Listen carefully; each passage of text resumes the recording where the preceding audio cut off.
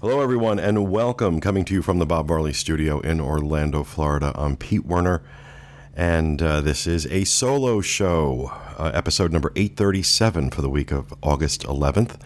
I'd mentioned a couple weeks ago that it would be a solo show this week, and due in no small part to the fact that everybody's out of town. John, Kevin, and the rest of the crew are heading out to California for D23 coming up. We'll talk a little bit about that in a second.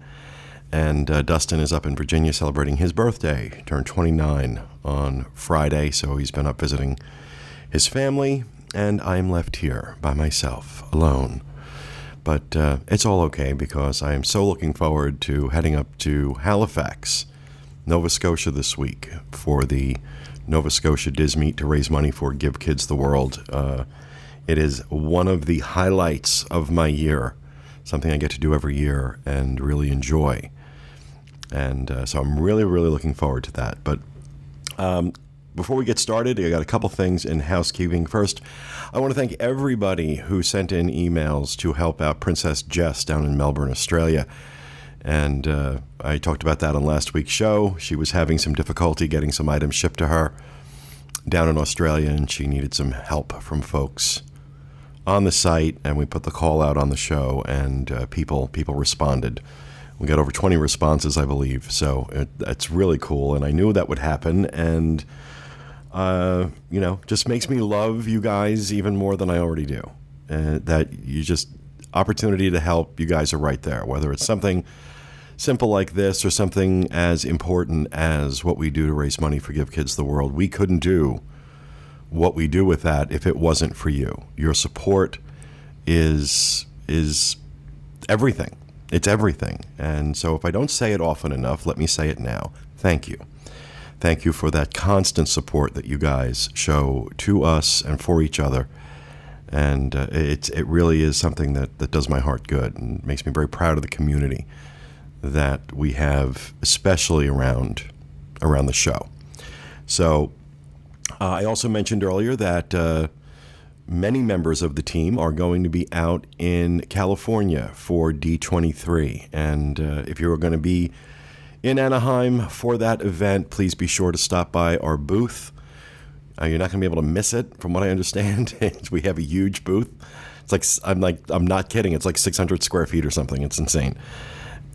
John and Kevin, along with Craig and Rhino and Jenny Lynn and Tom Bell and Michael Bowling and Tracy Heinrichs and Corey Martin and Will Perry are all going to be out there doing all sorts of things, covering, obviously, all of the events. There will be shows being broadcast each day of the conference, I believe, beginning this coming Friday. I hope I have that right, but from what I understand, they will be going out live from the show floor 1 p.m. Pacific time and at 6 p.m. Pacific, which will be 4 p.m. and 9 p.m. Eastern.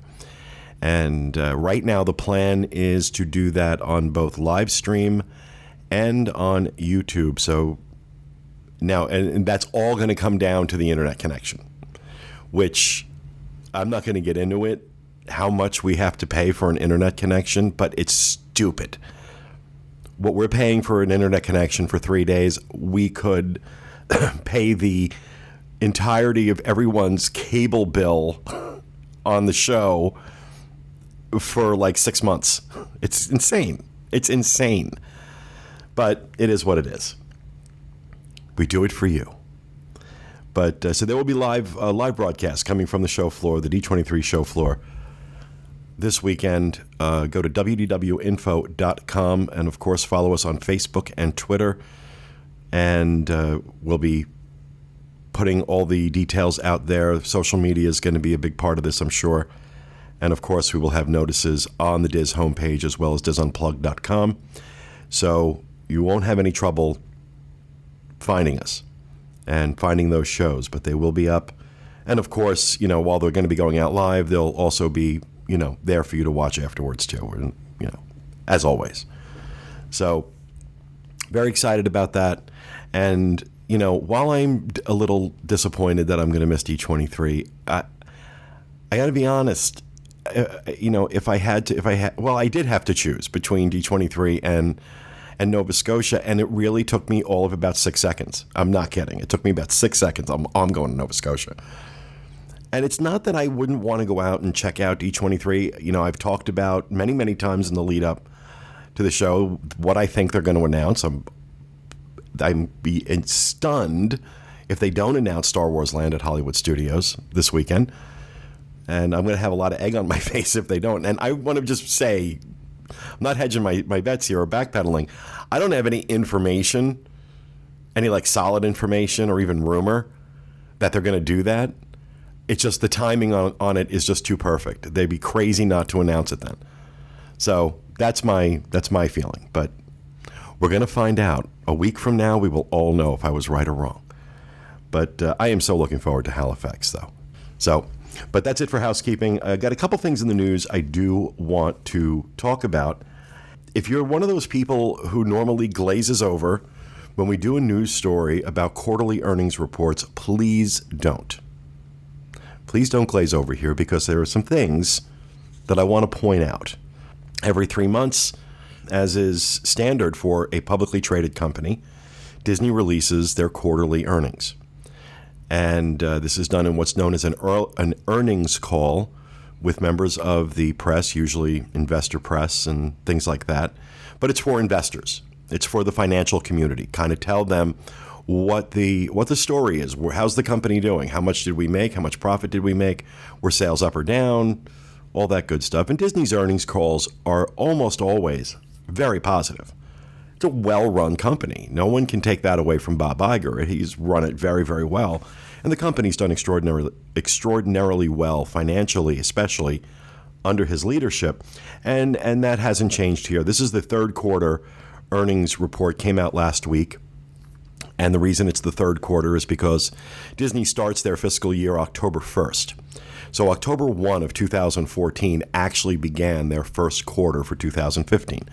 There are many companies that do that, but there are also companies that start their fiscal year with January 1st. So just depends on the company. But in Disney's case, this is their third quarter. You know, they had some good news. You know, that theme park revenue was up 5.1% to $4.1 billion with a B dollars. $4.1 billion. Now, normally when we do these stories, we kind of run right past that. We kind of run right past that number. It's always a billion number.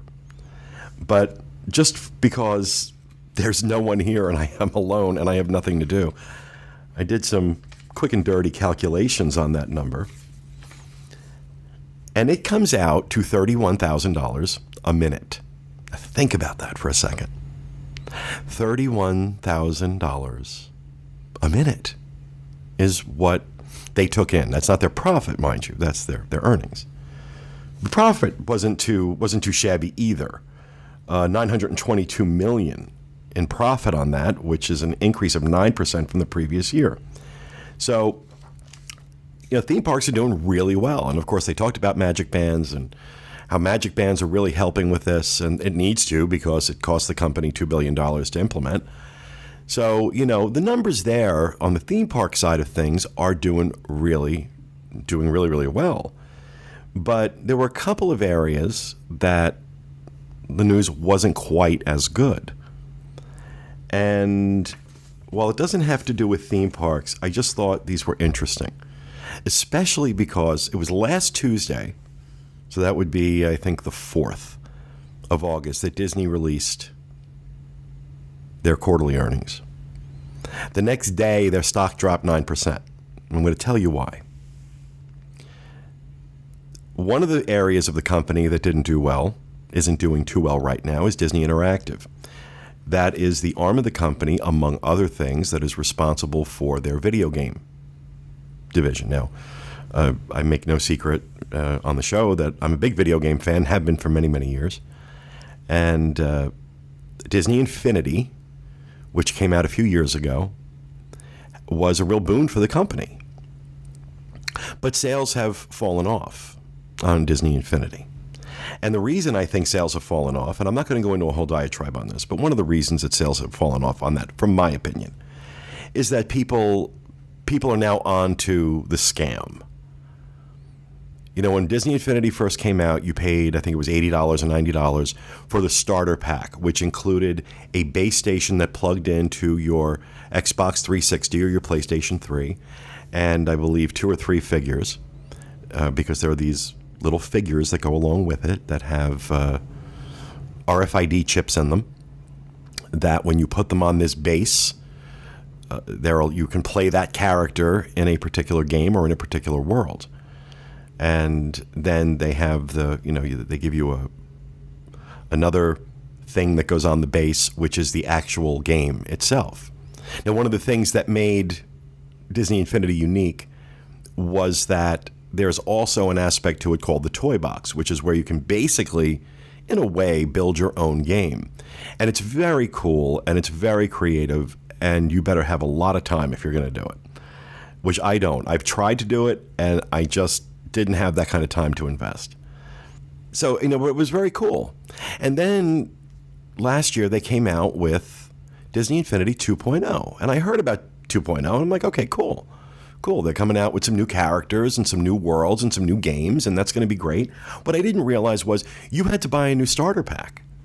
That base that you got for 1.0 wasn't going to work with the 2.0 stuff. You're going to spend another $80, $90, not to mention a whole new thing of characters, because there's dozens of characters, little figurines that go along with this. And they're collectible, and of course, the Disney fan in me goes nuts, something new to collect.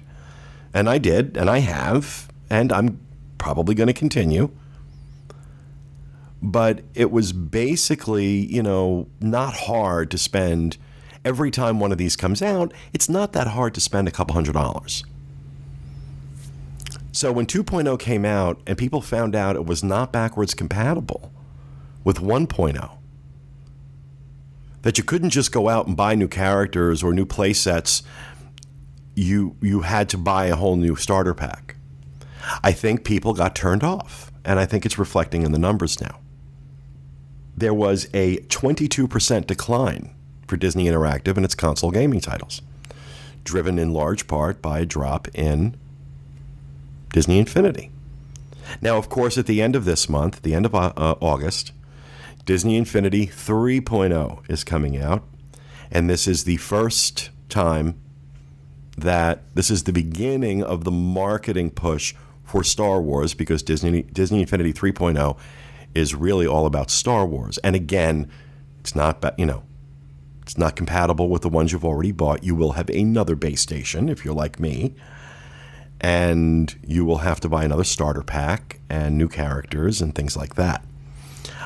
I don't know how much of a lifespan this has. I will tell you that because I don't play it, do the toy box thing and build my own games and my own worlds, that I just want to play the games that come prepackaged that you can buy. They're called worlds. And those worlds, as games go, are pretty shallow. And that's coming from somebody who's a lousy gamer. I love video games. I'm just not good at them. I have no trouble admitting that. Doesn't stop me from playing them and getting very frustrated and getting very envious when I watch people born after, 1985 that seem to have a special gene that they can just do things with these games that I'm not capable of doing. But I still love them. And I'm saying that I find these games to be really kind of shallow and not have a lot of replay value. And if I can beat it, it's a simple game, and I can beat it. I can beat them, so they're kind of simple games. So I think that's one of the reasons that Disney Interactive may be having some issues. Of course, I think because they're releasing the new 3.0 at the end of August, that gives them 1 month before they close out the books on their fiscal year for 2015. So they're going to post a lot of sales because I think they're going to sell like crazy. And then they'll get another push at the holiday season. So I don't think Disney Interactive is in any danger right now. But I just find the business model to be particularly greedy, even for a video game company. But that wasn't the bad news in their earnings report. That's not why their stock took such a huge hit the next day. That's about ESPN. Disney cut its earnings forecast for ESPN, namely because there has been a fairly large drop in subscribers. And this is a direct result of what is known as cord cutting. This is the thing that has got the media companies just crapping in their drawers right now.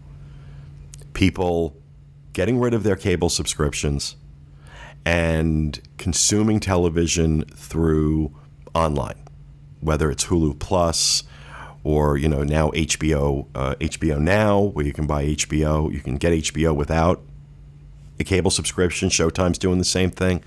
A lot of these companies are moving to this a la carte model because more and more people are getting away from the cable bill, that ridiculous bill we get every month, and I won't even tell you what mine is. I have 2 internet connections coming in the house. One just for the studio, one for the rest of the house. Not to mention, I have to be entertained at all times in every room. So I've got a ton of televisions, and I have to be entertained at all times. So my cable bill's high, and I get the drive for cord cutting because I think about it all the time myself. It's just not to a place yet where I would do it. But more and more, you're seeing media companies start to offer their products outside of cable. The Nielsen company, the company that does the TV ratings, recently reported that ESPN lost 3.2 million households in the last 12 months. On the earnings call, Bob Iger said that number is actually smaller than what Nielsen reported, but that response from him tells me that Nielsen wasn't too far off. Because if 3.2 million had been a ridiculous number, Iger would have said Nielsen is just completely off base. It's nowhere close to that. Iger just said it's lower than that. So it could be 3.1 million or 3 million. But still, the point is, ESPN is bleeding subscribers. And as a result, Disney had to cut their forecasts. Now, ESPN is pretty much like the crown jewel of cable channels. It's been a huge profit engine for the company. It was a brilliant acquisition on Disney's part. Disney generates about 50% of their profit every year from their cable division. And a large part of that is driven by ESPN.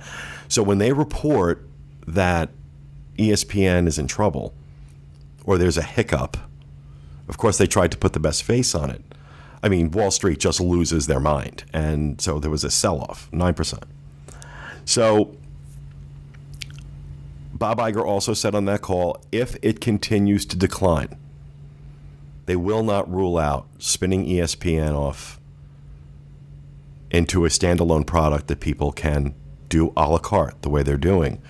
CBS is doing it now, Showtime, HBO. They are not ruling it out, which has got to make cable companies very nervous. But this is where the industry is going, and it got me thinking. Universal Orlando, or Universal in general, is owned by Comcast. It's a cable company. What is this environment going to look like 5 years from now? Because this is where it's going. This is where it's going.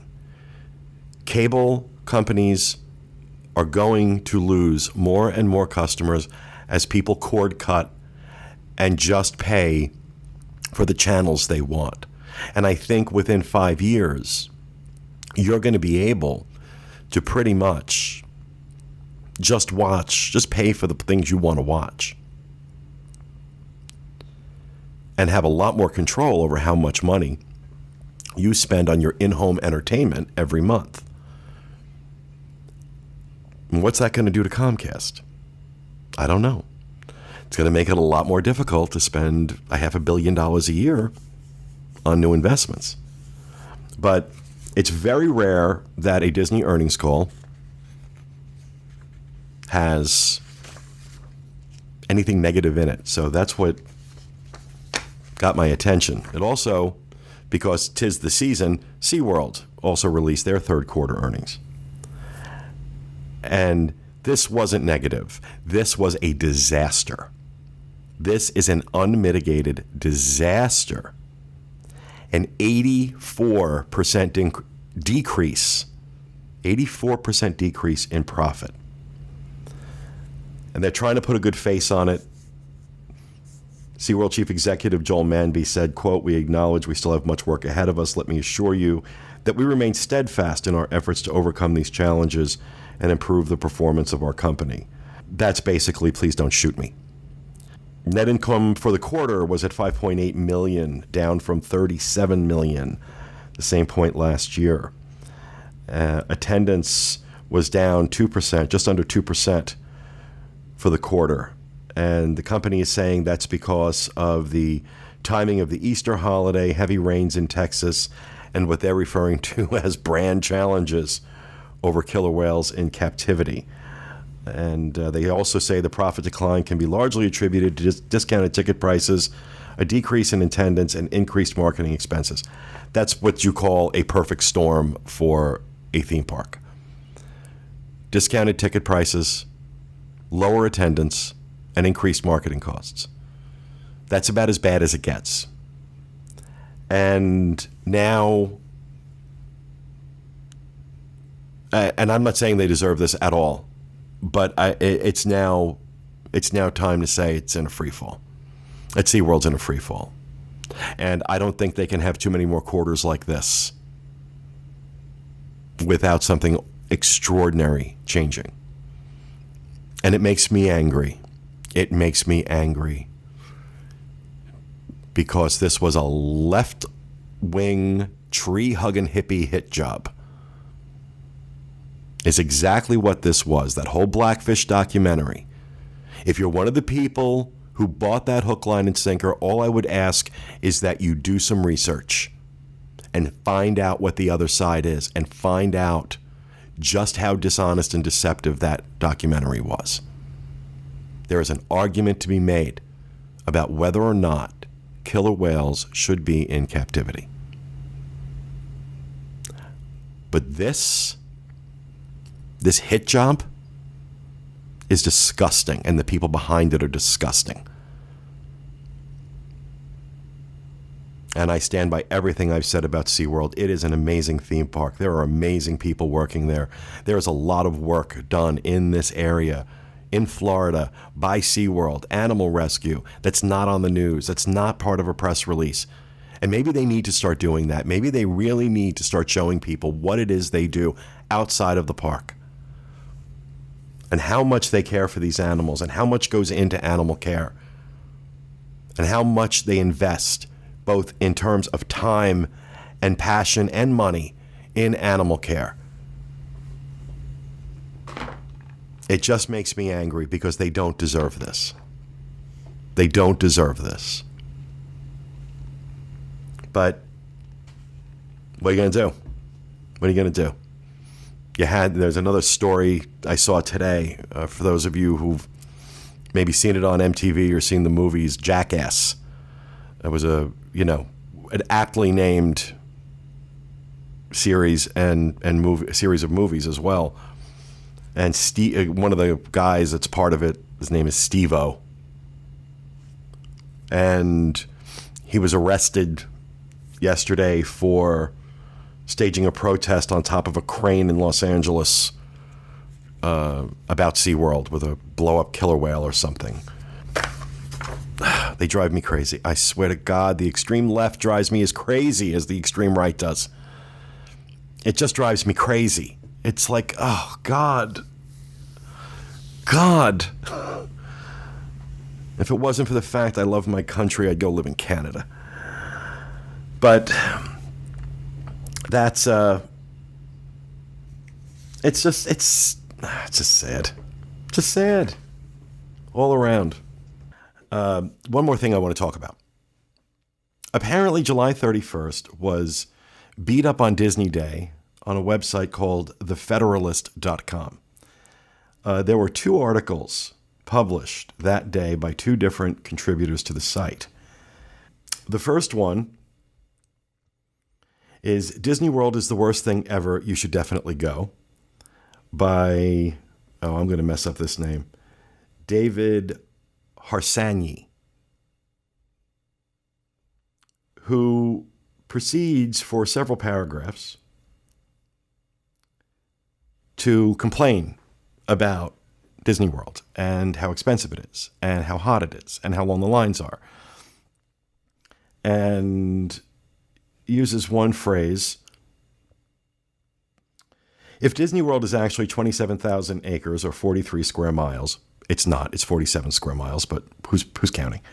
Featuring 27 resort hotels, 4 theme parks, 2 water parks, 4 golf courses, any miniature golf course, a camping resort, and a downtown, then why can't I take 2 steps without bumping into a rotund human drenched in sweat? Okay.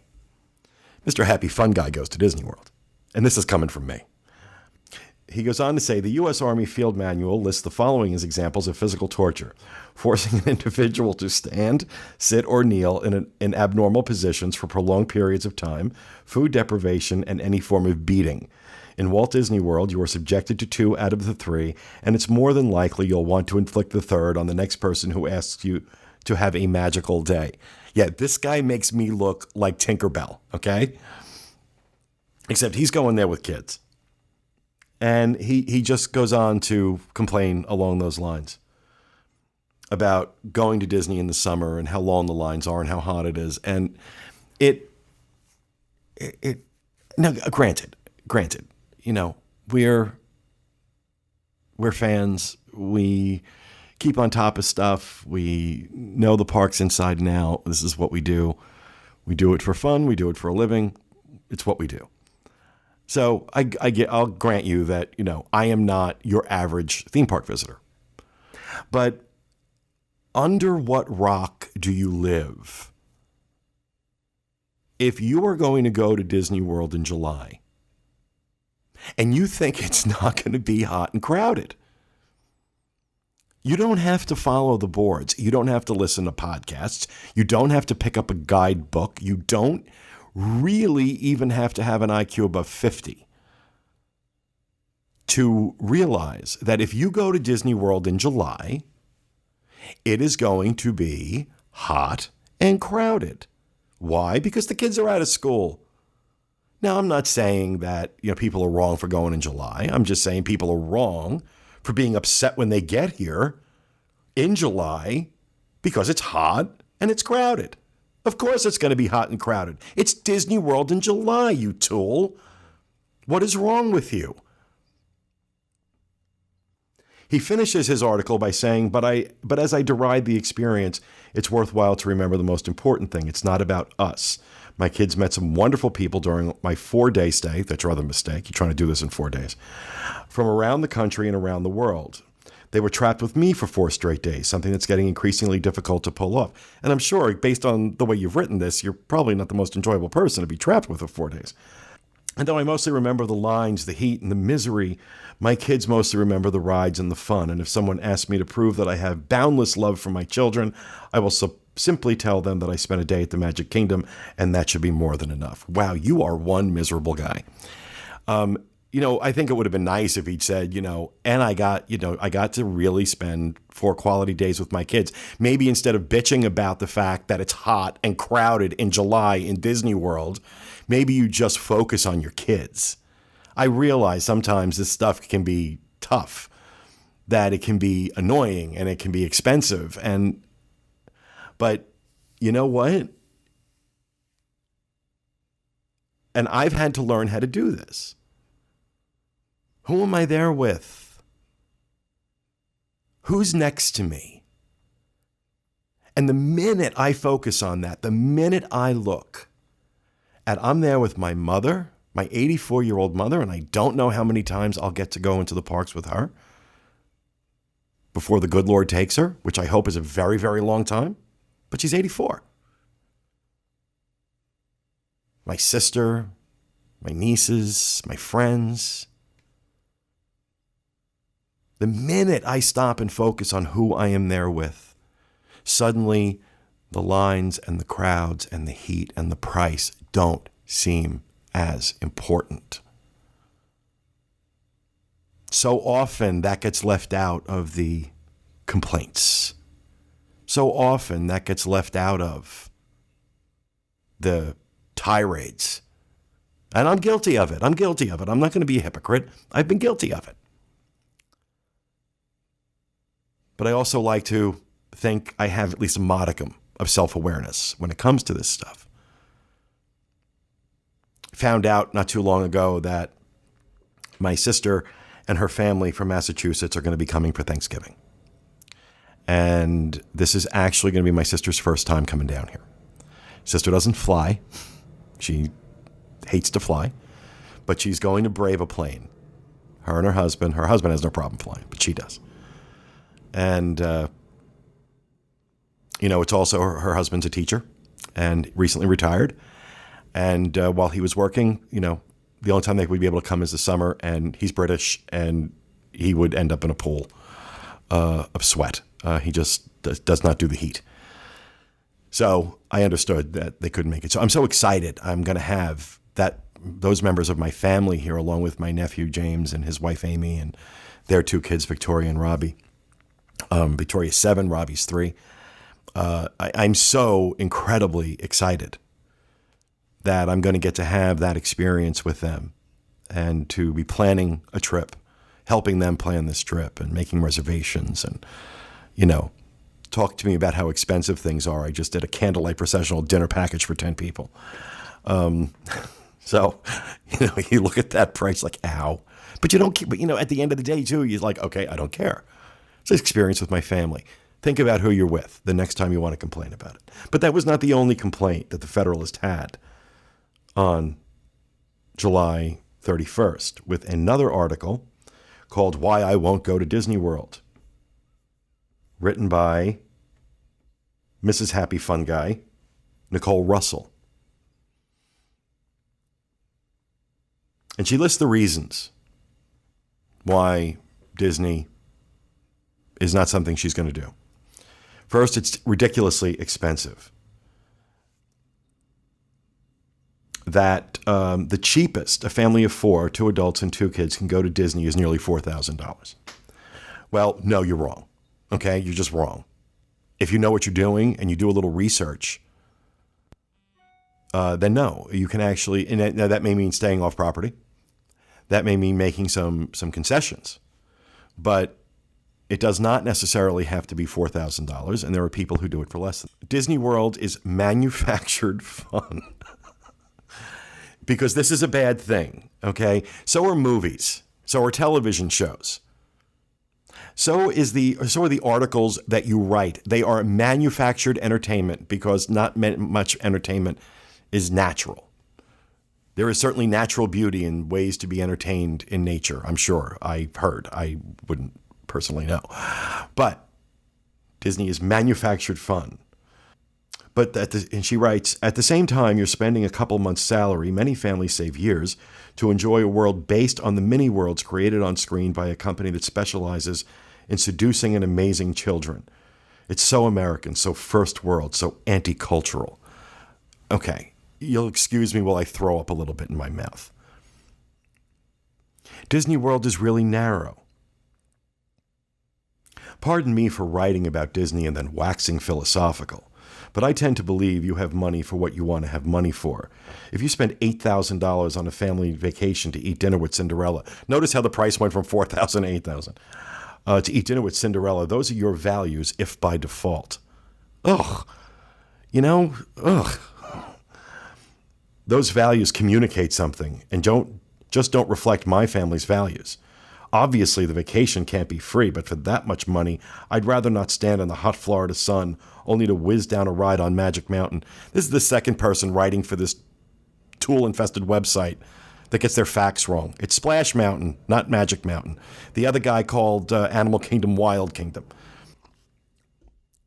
But, I hear things like this, and I say to myself, so why is this website beating up on Disney?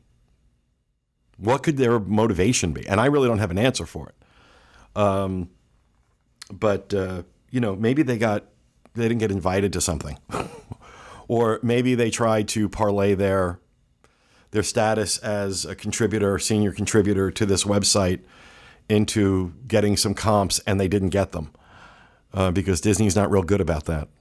She finishes her article by saying, "Do I think other families are wasting their time, money, and energy taking their children to Disney World? Not exactly. Everyone is different. Everyone likes different things.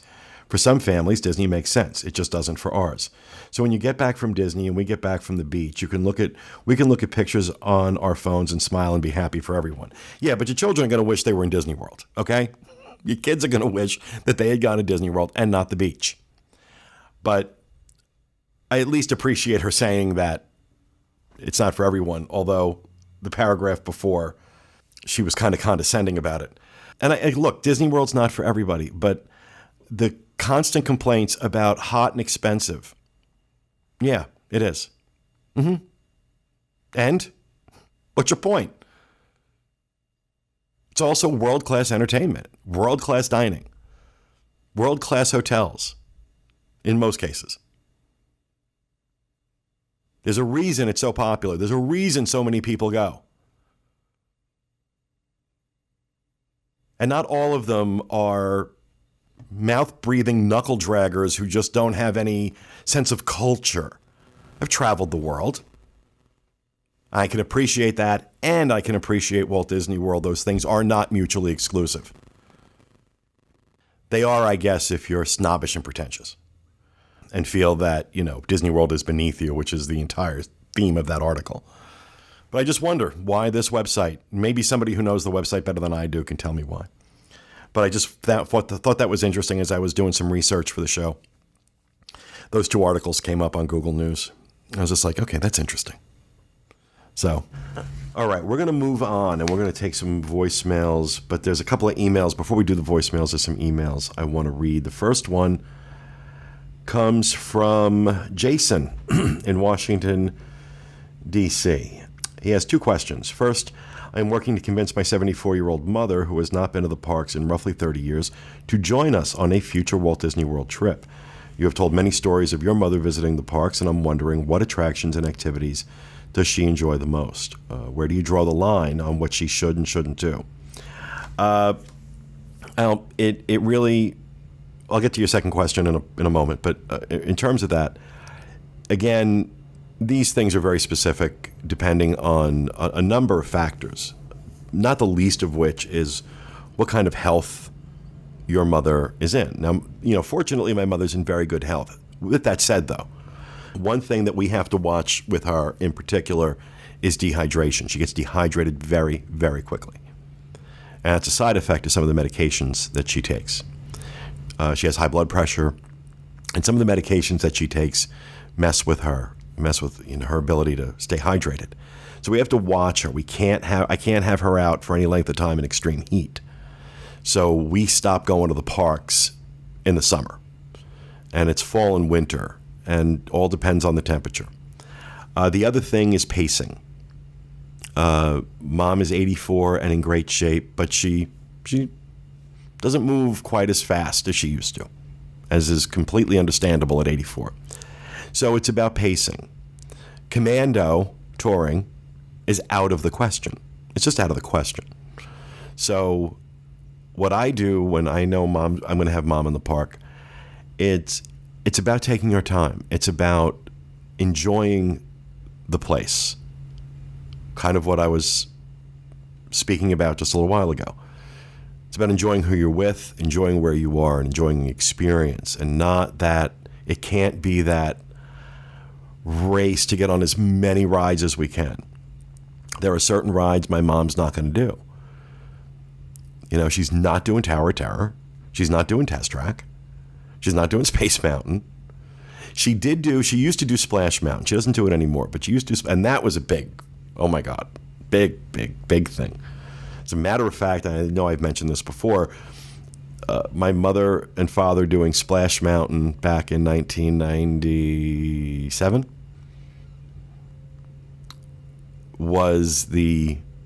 ended up being the whole impetus behind starting the Diz. I'd scanned the pictures from that trip, including that picture of my mother and father on Space Mountain or Splash Mountain. And I was playing around with web design, And I put some of those pictures up for my niece in Massachusetts to see. And actually, it just I kind of built on that, and that's how the Diz got formed. But it really comes down to what she's comfortable with. At 74, yeah, you're going to want to avoid, just in general, I would avoid any of the extreme rides. Any of the dark rides are fine. Mom loves Small World. Mom loves Winnie the Pooh. Mom does Soarin'. We do Soarin' all the time. Spaceship Earth, rides like that. That is one of the things I really appreciate about Disney is there are a lot of options there. There are a lot of options for people who don't do roller coasters.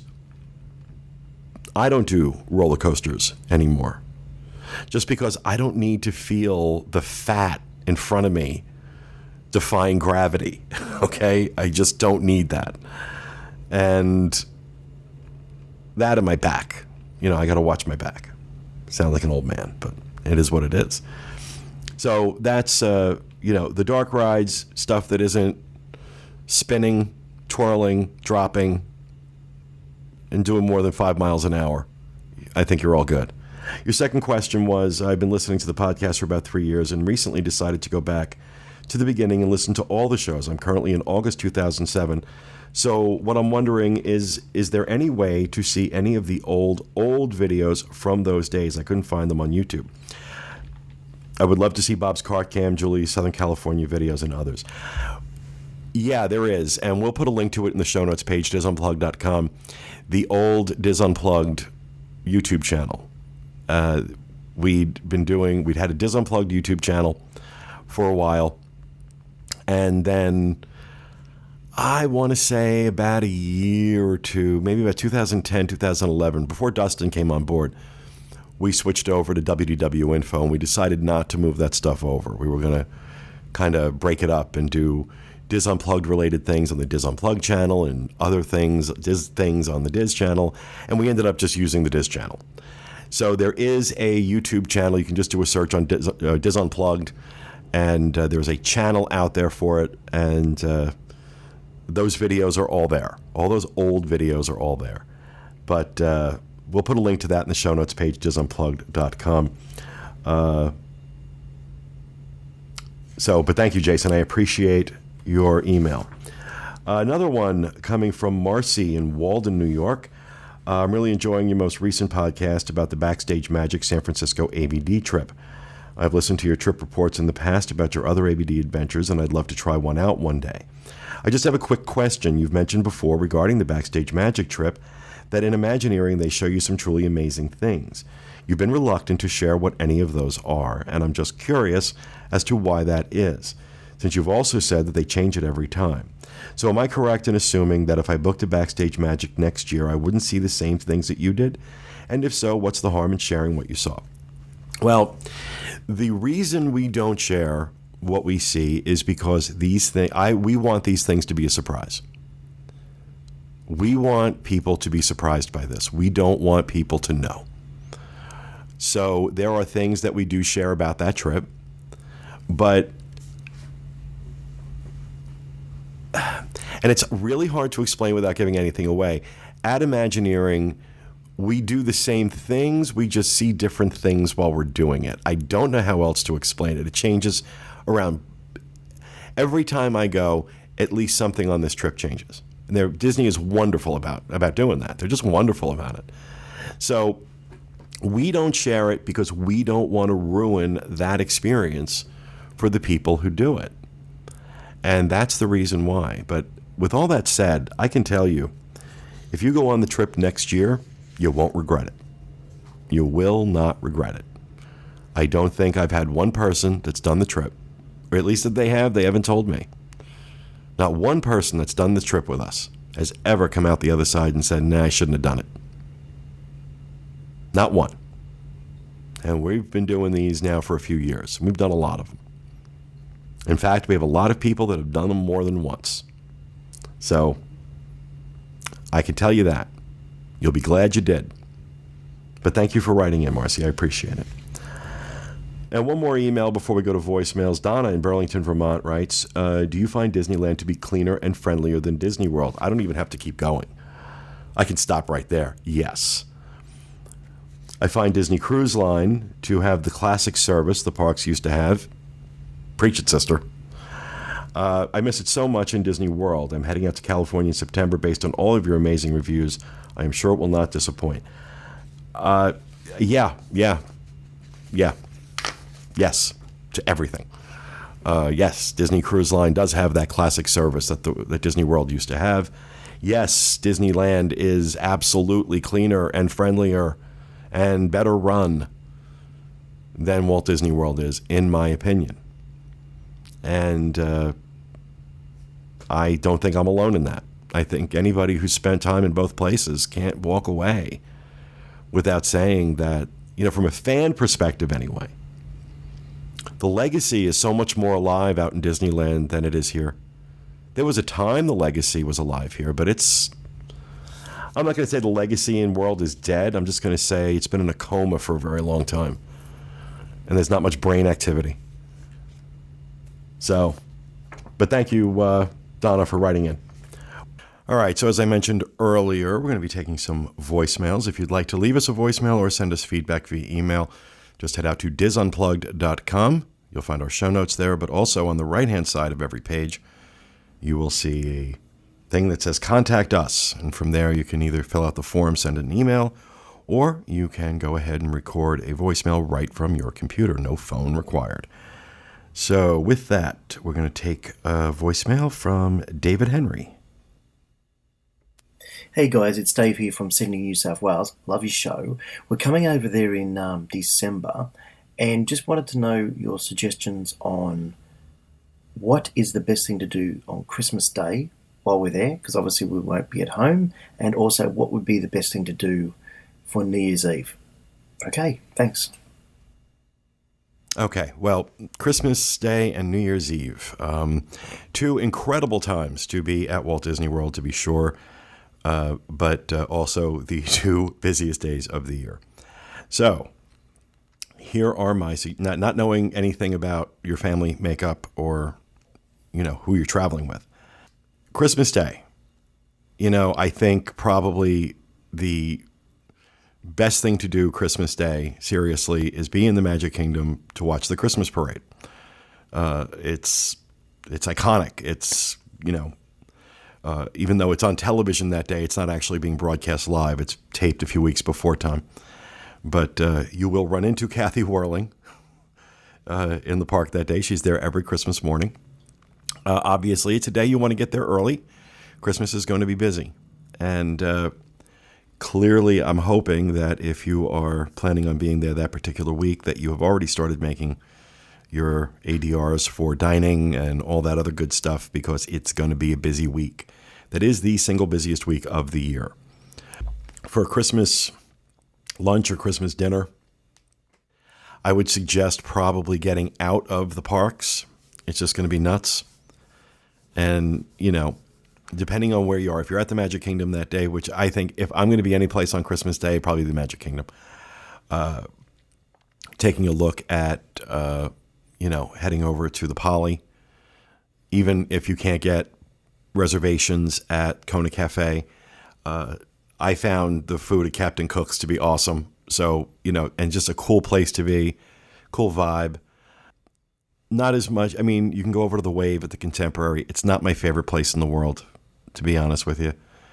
A boat launch from the Magic Kingdom over to Wilderness Lodge, Whispering Canyon would be good. Those are all anything at one of the Walt Disney World or the Magic Kingdom resorts. So that's Polynesian Contemporary, Grand Floridian, Wilderness Lodge, and also Fort Wilderness, which is another great idea. Take the boat launch over to Fort Wilderness and go eat like a fat American over at the Trail's End buffet. It's awesome. It's awesome. I think Australians, when they eat American food like that, don't feel well afterwards, because I don't think you guys are used to eating the way we eat at buffets like that. But nonetheless, that's my suggestion for Christmas. As far as New Year's goes, Epcot. It's such a great environment. It's a great environment for New Year's. It really is. So I would, I did it once. I meant to do it last year and just didn't, because I didn't feel like being anywhere. I just felt like being home. But Epcot puts on a great party, and it is one big party. And again, the Magic Kingdom, I'm sure, is very special. I've heard people say good things. I just think Epcot absorbs the crowds better. But something you want to be mindful of for both Christmas and New Year's. These are days, or New Year's Eve, these are days historically that the parks close for capacity.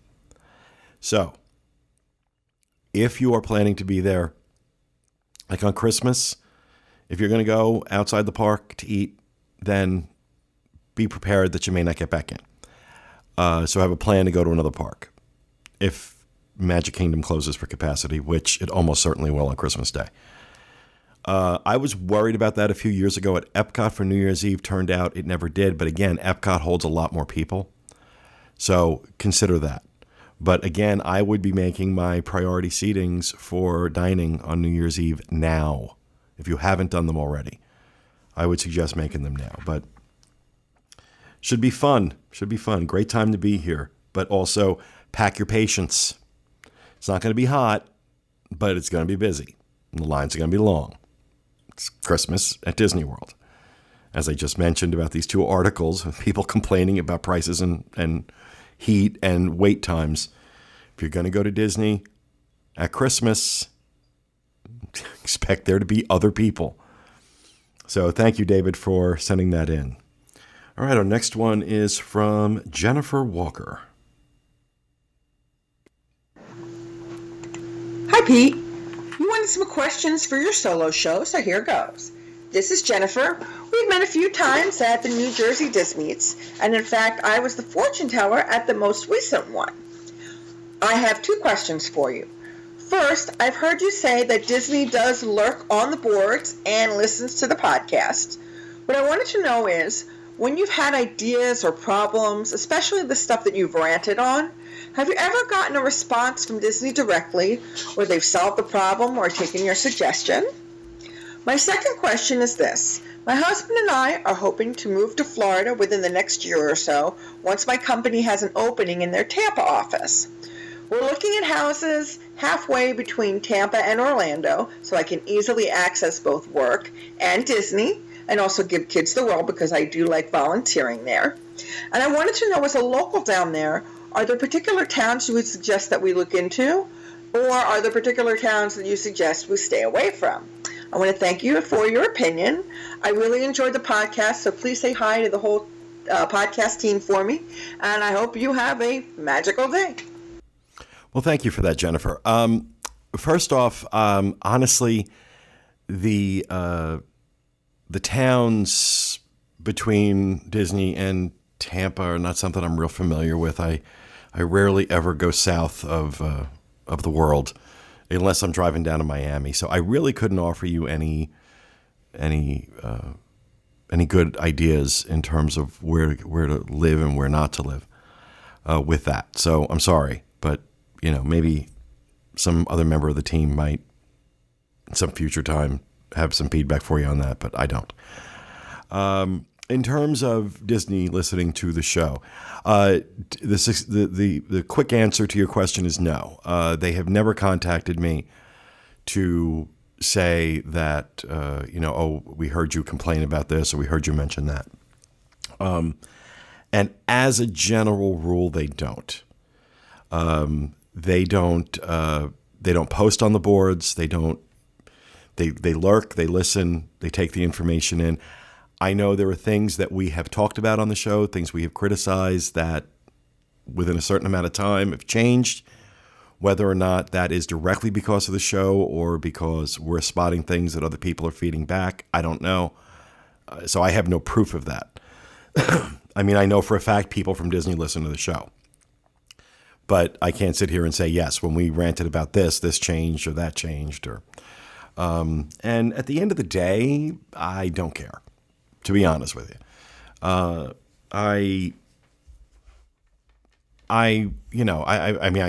don't mind Disney listening. I can't really stop them, but I don't care whether or not they, take anything that we say and do anything with it. If they do, that's great. But the show is not about talking to Disney. The show is about talking to our audience and giving our honest opinions on Disney. And, as I've said many times in the past, while I am in particular very critical of Disney, it's always on specifics. It's never on the experience. It's never on don't go to Disney World, because that's not how I feel. God help me if I ever did, because then I'd be in trouble. But I always, I feel that, Disney's a great place to go, but you got to know how to navigate it. You got to know what to do, what not to do. And the way you do that is research. And you research by reading websites, guidebooks, discussion forums, podcasts, ours and others. And you take that information in, you think about your family and what your family needs and wants and expects to experience when they come here, and you make decisions based on that. That is the point of the show. The point of the show is not to speak to Disney. It is not to influence Disney. If that ends up being a byproduct of it, great. I know they listen because, we have gotten feedback roundabout based on some of the negative things, especially when I was calling Meg Crofton the cleaning woman. I definitely heard some things that did not go over well, but, it is what it is. But thank you. Thank you for sending that in. All right, next up, Justin Mendoza.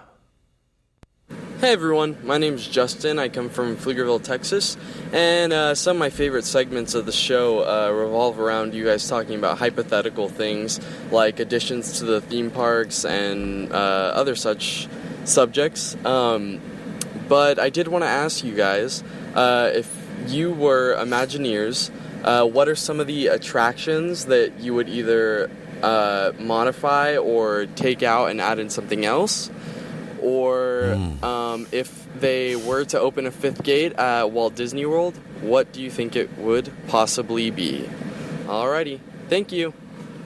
Well, thank you, Justin. Listening to these voicemails, I'm starting to wonder if it's wise for me to not screen these ahead of time. Not that there's anything wrong with his voicemail. I just would like to, maybe have some ideas in mind before. But I guess there's something charming to the off-the-cuff nature of it. I'm going to take the second part of your question first. If there were to be a fifth gate, what would I want it to be? That's very different than what I think it would be. Back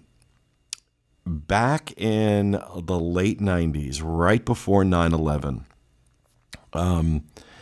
they had greenlit a fifth gate at Walt Disney World. It was going to be a villains theme park. And of course, 9/11 changed everything. And I don't think those plans have been dusted off. That I would love. A theme park based on the villains, I think would be absolutely incredible. I think it would be a huge hit. And I think it is where Disney could probably just shut down the whole Harry Potter discussion in terms of competition in one massive move. It's not going to happen, or at least not yet. And I think what we might see is, with Tom Staggs eventually taking over the company, taking over Disney, somebody from Parks and Resorts, somebody who, based on everything I've seen and everything I've heard, somebody who is very in touch and in tune with the parks. You might see him greenlight it. But for Disney to do a park the way they need to do it, at this stage of the game, we're looking at $3 to $4 billion. And even for a company the size of Disney, that's a big chunk of change. For that reason, and especially given the fact that I think they're going to spend somewhere on the order of $1.5 billion to $2.5 billion on the Star Wars expansion at Hollywood Studios, I don't think we're going to see that anytime soon. But that's what I'd want to see. In terms of attractions, the first thing I would do is start giving some love to some of the classics. Carousel of Progress is in absolute, utter need of a rehab. Not just a rehab, but an expansion. That attraction represents something so incredibly important in Disney history. It is a touchstone of the 64 World's Fair, which was a seminal moment for the theme parks. It was a seminal moment for Walt Disney Imagineering. Some of the greatest attractions, the most classic attractions in Disney theme parks, were popularized at the 64 World's Fair, Carousel of Progress being one of them. And I ride it fairly regularly. Every time I'm in the Magic Kingdom, I try and get over there. And I have to look past the missing roof tiles, the broken speakers, the tattered seats, the worn carpet, the sets that clearly haven't been maintained, and work very hard to be in touch with that legacy. And then it makes me sad, because I think in a way it is a statement on how the current management at Walt Disney World and Disney in Burbank consider the legacy. It's not important. It's not important. If it was, they would never allow an attraction like Carousel of Progress to be in the condition that it's in. It's sad. It's absolutely sad. That's where I think they should start. It's great to spend all this money on expansion. But how about throwing a little bit of money? By comparison, pocket change. So that your classic attractions, the ones that are the foundation of the company, they are the shoulders that some of these posers stand on. Why not throw some pocket change at that, clean it up, so it doesn't look so sad? You know, we talked about the amount of money made in a quarter at Disney. And look, I begrudge them nothing. We're a capitalist society. They are a public corporation. They are in it to make money, and they should. I got nothing but good things to say about that. I got a problem with the fact that very little of it goes to clean the bathrooms. I have a problem with the fact that very little of it goes to maintain some of these attractions. I was on Buzz Lightyear not too long ago, stunned at how tattered and worn and old and spent that. There was a time that never, ever, ever would have happened. But I'm a smoker. I go to a smoking area and I see the ashtrays just overflowing with cigarette butts. Never used to happen. Walk into a men's room. I don't know about the ladies' room because I don't go into the ladies' room. But the men's rooms are disgusting in those parks. I go into some of these attractions and I see that, and then I hear these quarterly reports. And I'm like, okay, great. That's fantastic. Can you spend just a little bit of that? You don't have to spend $100 million rehabbing Carousel of Progress. But spend some money and some time and some attention. What the hell happened to that? I was hoping when George Kalogridis came out from Disneyland that maybe some of that would have changed. But it hasn't. And I've come to realize that the president of Walt Disney World is simply a figurehead position, that they don't do anything. They don't do anything. They're controlled by Burbank, and Burbank calls the shots. And, it's clearly now, because what happens is they go to become president of Walt Disney World, and then they go to worldwide operations, which, as we said before, is it's the farm where Disney executives can run free before they die.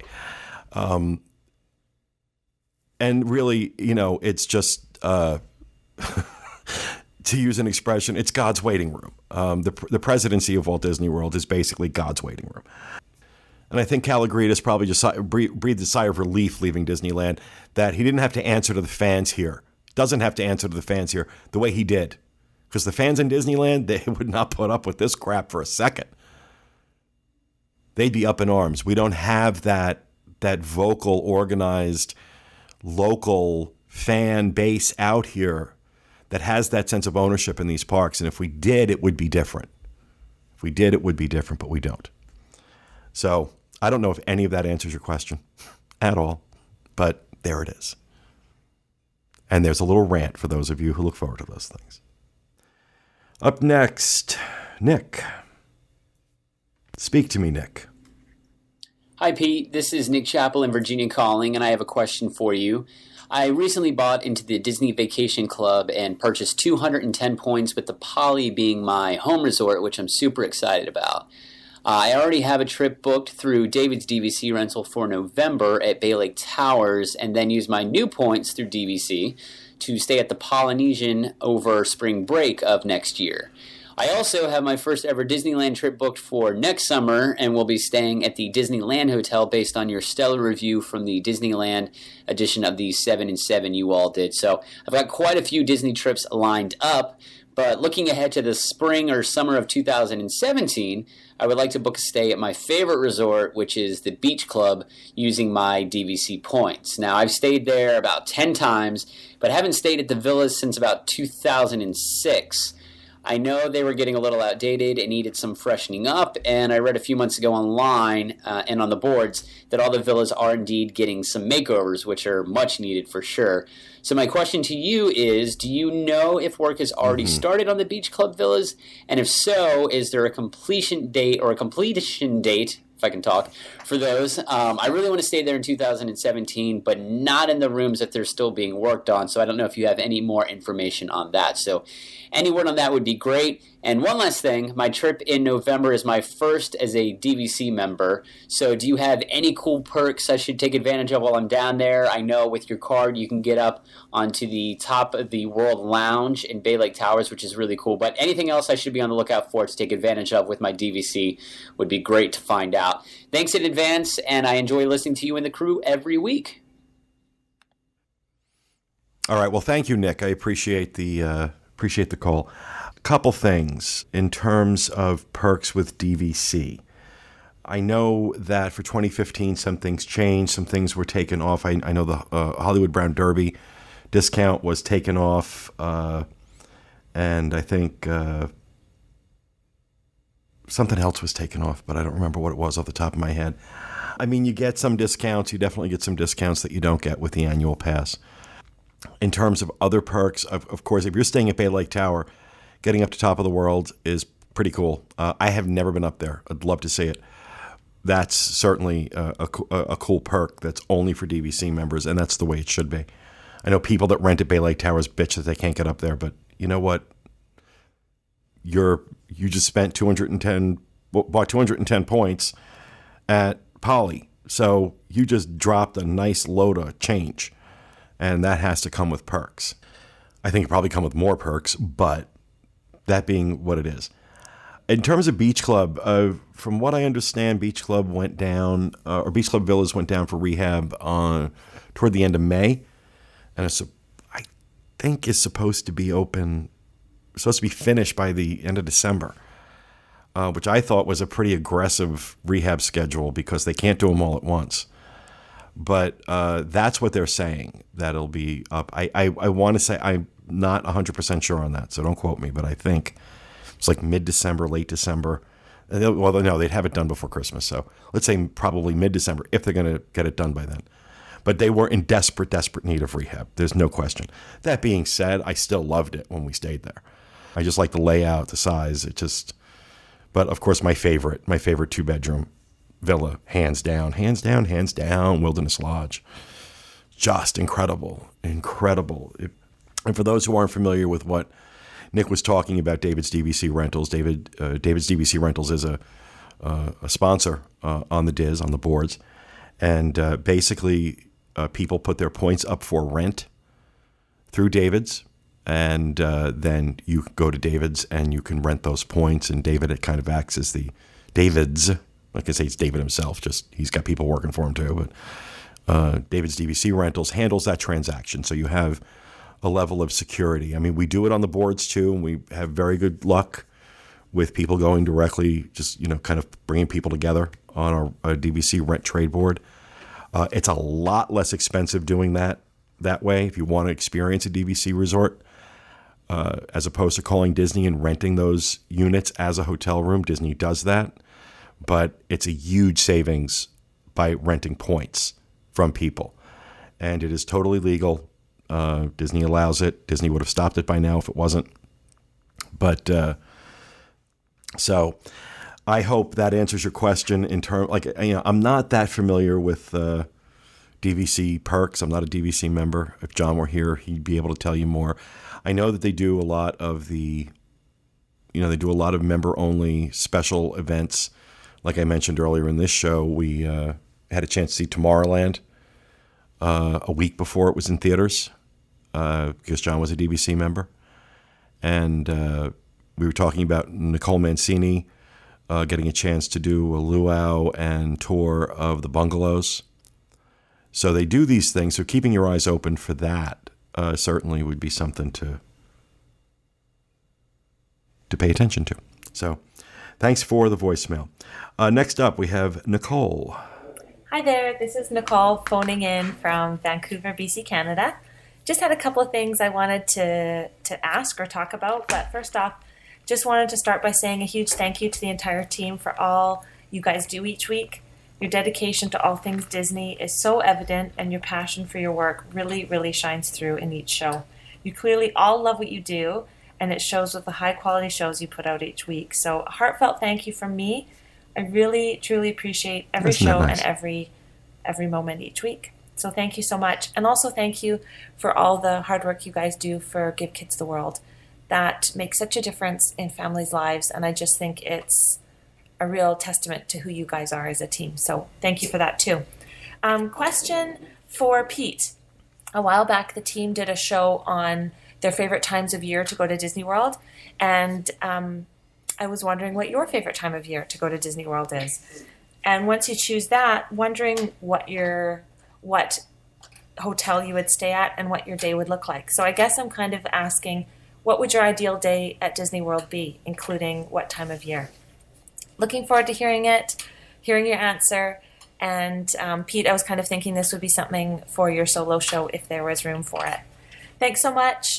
You guys give this Canadian girl her little dose of Disney each week. So thanks so much. Keep up the good work. Well, thank you, Nicole. I appreciate the kind words. So what's my favorite time of year to go? There's not one answer to that.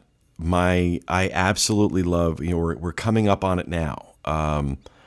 That September starts, Mickey's Not So Scary Halloween Party, Food and Wine Festival. Then, of course, that kind of dovetails into Christmas. So September to December, I absolutely love being at Disney World. That being said, I love January because that is, like I said the earlier, one of the few months where the crowds are lessened. Doesn't mean it's empty, but it's just not as crazy as it is other times of the year. I also love May. I love the spring. I love Flower and Garden Festival. So also kind of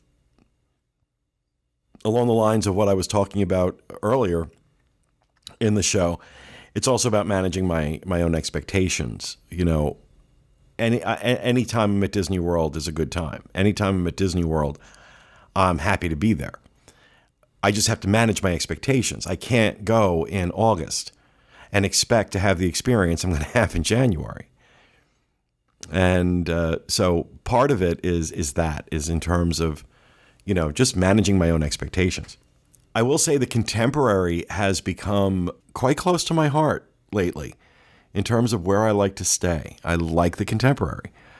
And I can't believe I'm saying that because, one of the first shows we did all those years ago, I trashed the Contemporary, especially concierge. I got to say, their concierge floor is among the best, maybe the best, in terms of its staff that I've seen at Disney World, at least. But, of course, Fort Wilderness cabins. And again, it's kind of like asking the question, what month do you like to go? I like to go with whenever. there are things about many of the resorts at Disney World that I love. I love the Poly. I love the Contemporary. I love Fort Wilderness. I love the cabins at Fort Wilderness. Each of those three things, and that's not even the complete list, but we'll just leave it there. Each of those three resorts, completely different experiences. Completely different experiences.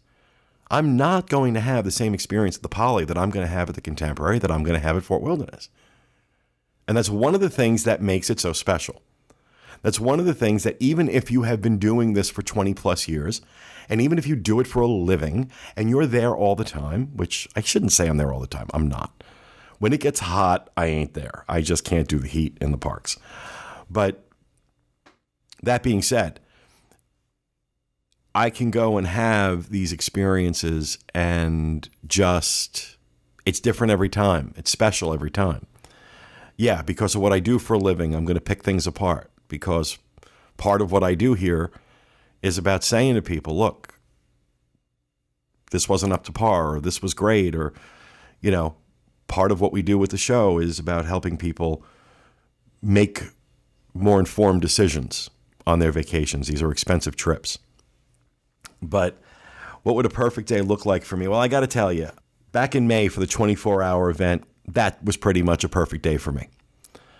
You know, spending the day at the Contemporary, waking up a little late, sleeping in because I knew I was going to be up late, group of friends, nice dinner at California Grill, and then over into the Magic Kingdom around 7 o'clock, 7:30. Stay there pretty much until 4 or 5 o'clock in the morning.